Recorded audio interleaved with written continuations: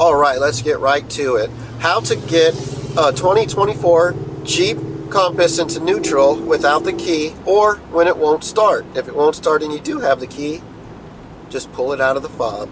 First of all, this one doesn't have the typical ripcord like a lot of Jeeps do. You have to pull out the center shift console area, and you'll see a little plus sign that has a white button on the inside. If you do have the key and it's just not starting, pull the key out of the fob and use that to press down on that white piece, or you could always do like me and keep a pen or a kebab stick laying around in your tow truck.